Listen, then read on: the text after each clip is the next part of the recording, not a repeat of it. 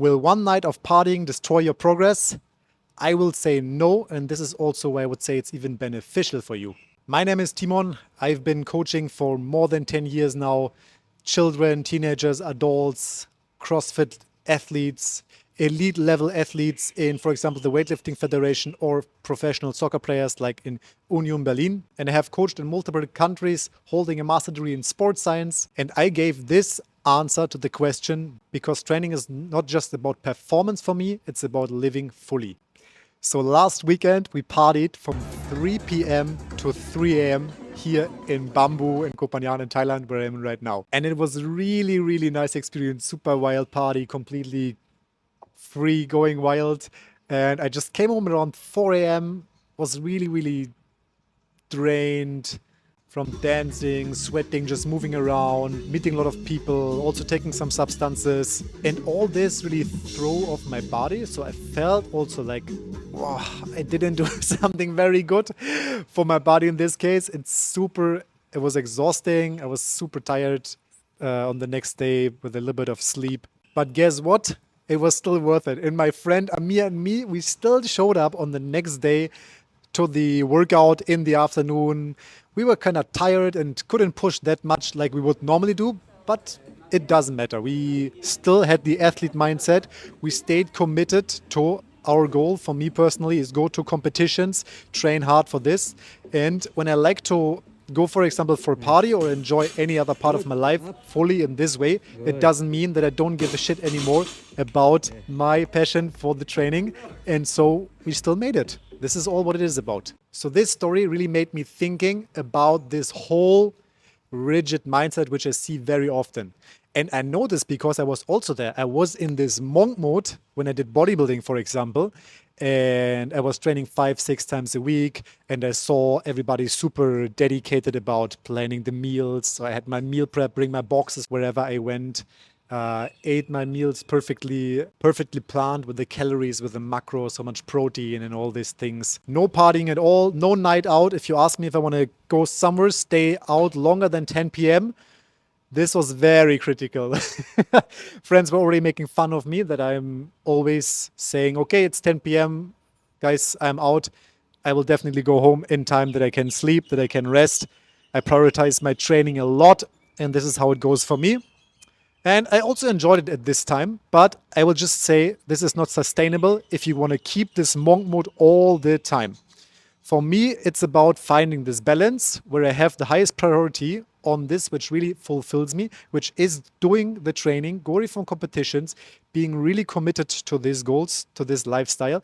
But at the same time, there should be always room for something else if it excites you, or in this case, if it excites me.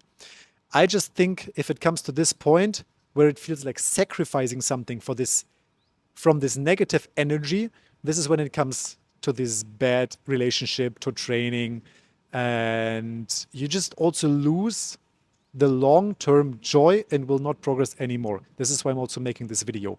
So it's all about the balance, and balance is not a weakness, it's intelligence. Just because you have been out for one night or you had some bad sleep or shorter sleep because any other activity, it doesn't mean that you will lose the progress, that you're going off from the plan and you're just now afraid, everything is fucked up, everything is messed up.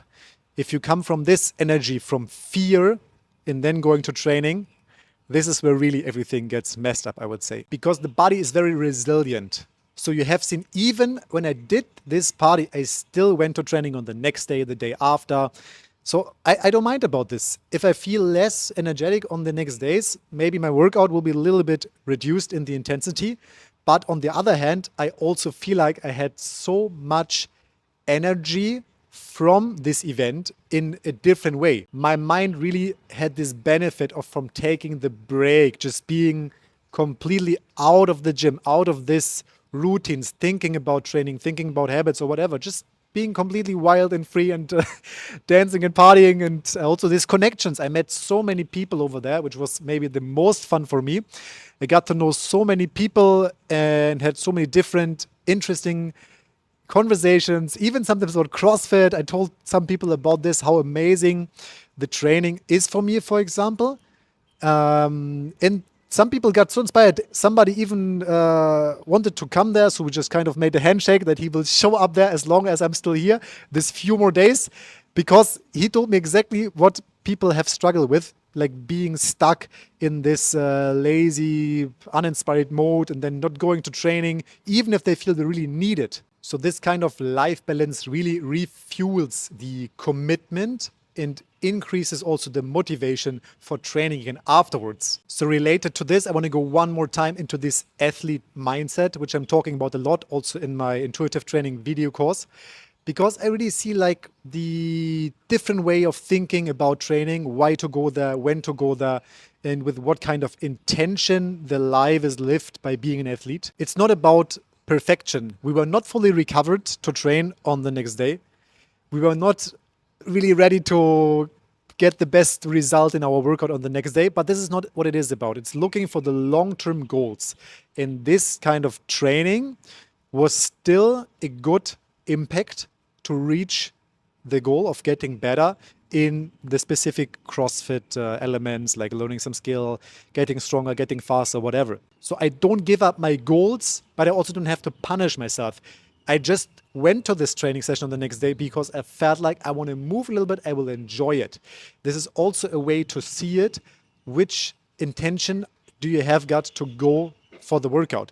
I could also took a day off and rest a little bit more because I was just tired from the day before. This would also be legit. This is also part of the athlete mindset, to have the intuitive aspect, being a little bit self-aware. What do you really need now? Do you want to go to training? Do you want to do a rest day instead and then just go even harder for the next session on the next day? Both is possible. So at the end, discipline is also not about this perfection and just always pushing through and just going. There is still some room for making a decision. It's just about coming back always. So finding back in your routine, being a little bit disciplined and enjoying the process, even when it's not ideal. So next time, if you go out or you think about doing an event, maybe even consider missing a workout instead of this, don't be too rigid in this super disciplined monk mode.